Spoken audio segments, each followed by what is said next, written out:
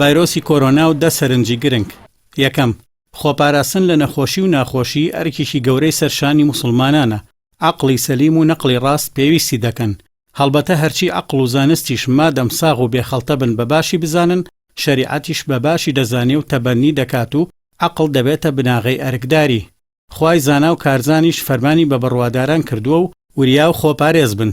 هەروەکو ئەفەرمێ یا ئەیها الذین ئامنوا خذوا حذرکم. 2. ڤایرۆسی کۆڤید-19 کە بە کۆرۆنا ناسراوە درم واتە معدیە و دەگوازرێتەوە. پێغەمبەری خوش درودی خوای لەسەر بێ چەندان فەرمایشتی هەن لەو بارەیەوە کە دەبێ ڕێگری لە بڵاوبوونەوەی نەخۆشیە درمەکان بکرێ.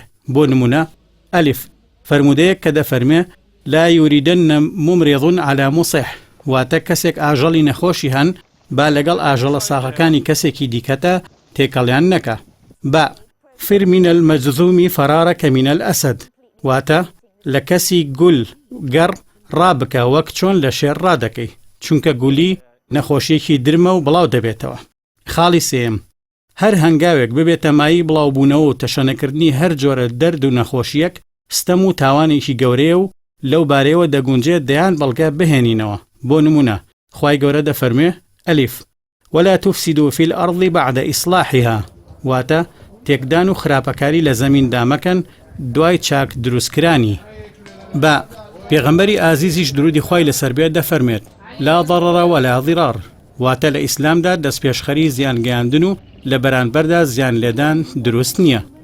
خاڵی 4، هەموو جۆرەکانی گردبوونەوە و کۆبوونەوە بۆ هەر بەرژەوەندیەکی دینداری و دنیاداری لە ئەسڵدا ڕەوان، بەڵام ئەگەر بەهۆی ئەوەوە مەترسیەک وەک بڵاوبوونەوەی نەخۆشیەکی درمی ترسناک هەبێ، حکومەکەیان دەگۆڕێ و بە ئەندازەی زیادبوونی ئەگەری زیانەکەش قەدەغەبوونەکە قورستر دەبێ، چونکە هۆکارەکان حکمی ئامانجەکانیان هەیە. هەڵبەتە نوێژ و غەیری نوێژیش لەو ڕۆوە یەکسان و دەبێت دام و دەستگا پەیوەندیدارەکان زۆر وریابن و وانەیەتە بەرچاو کە سیاسەتی بانێکە و دوو هەوا پەیڕەو دەکەن.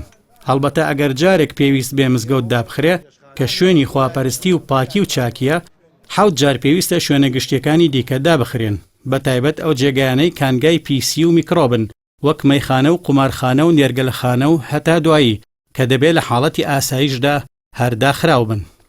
خاڵی 5، بە حکمی فەرمایشتی خودا فەسئەلوا ئەهلە الذیکر ئین کونتم لا تعلمون واتە ئەگەر نازانن لە شارەزایان بپرسن، ئەوە پێویستە لە هەر بوارێکدا بگەڕێنەوە بۆ شارەزا و پسپۆڕانی ئەو بوارە و لەم مەسەلەی نەخۆشی کۆرۆنایشدا و چۆنیەتی خۆلێپاراستنی و ڕێگرتن لە تەشەنەکردنی پێویستە بگەڕێنەوە بۆ پزیشک و شارەزایانی بواری تەندروستی و فەرزە ڕێنمایی و هۆشداریەکانیان وەربگیرێن و بە پێچەوانەوە هەر کەسێک سەرپێچی بکە و بە هەر بیان و پاساوێک بێ گوناهبار دەبێ. خاڵی 6، ئیسلام و موسڵمانێتی زۆر لە 5 دروشمەکان کە شایەتمان و نوێژ و زەکات و ڕۆژووی ڕەمەزان و حەجن فراوانترە و ئەوانە تەنیا پایە و نیشانەکانی موسڵمانێتین. هەر بۆیە هەر کەسێک ئەنجامدانی نوێژی جومعە یان نوێژی بە کۆمەڵ بکاتە بیانووی وازنەهێنان لەو جۆرە گردبوونەوە و کۆمەڵبوونانەی هۆکاری زیانگەیاندنن بە خەڵک وەک هۆکارێک بۆ تەشەنەکردنی نەخۆشی کۆرۆنا، ئەوە با دڵنیابێ کە لە جیاتی پاداشت گوناهی دەگات و لەسەر کارەکەی قەرزدار دەبێتەوە، چونکە هەر کەسێک بەو هۆیەوە نەخۆش بکەوێ یان بمرێ ئۆباڵی دەچێتە ئەستۆی سەبەبکارەکەی.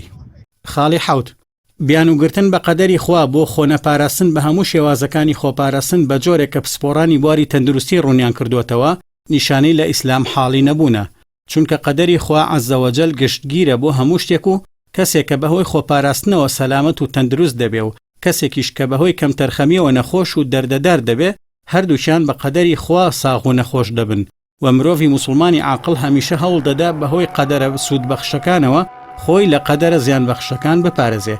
وەک عومەری کوڕی خەتاب ڕەزای خوای لێبێ فەرمووی ئەفر من قەدەری الله إلى قەدەری الله واتە لە قەدەری خوا بەرەو قەدەری خوا ڕادەکەم.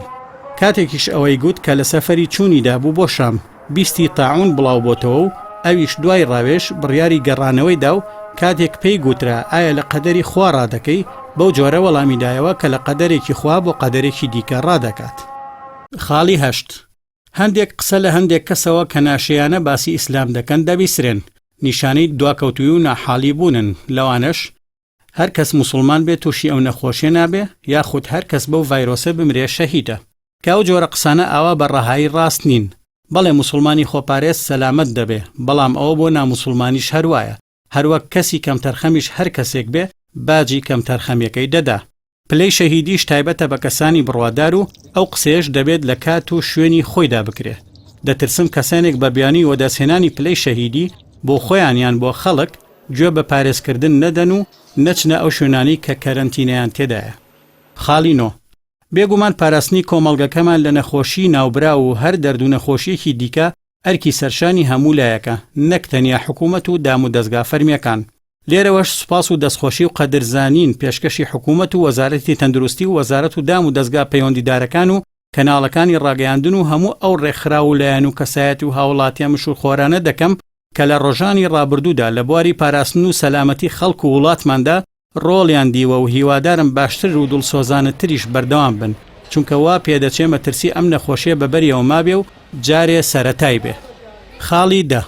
لە کۆتاییدا دەڵێم با وێڕای ڕەچاوکردنی هۆکارەکانی سەلامەتی و تەندروستی کە فەرزێکی شەرعیە بەهۆی ئیمان و پشتبەخوا بەستنمانەوە ئۆخژن و ئۆقرەی واتە تومەئنینە و سەکینەی دڵ و دەروونمان بپارێزین، چونکە دڵ ئارامی پارێزبەندی حەسانەیەکی باشمان بۆ دەرەخسێنێ و بە پێچەوانەوەش ترس و دڵڕاوکێ زیانی زۆرمان پێدەگەێنێ. هەموو لایەکیشتان بەو خوایە دەسپێرم کە سپاردە زایە ناکات.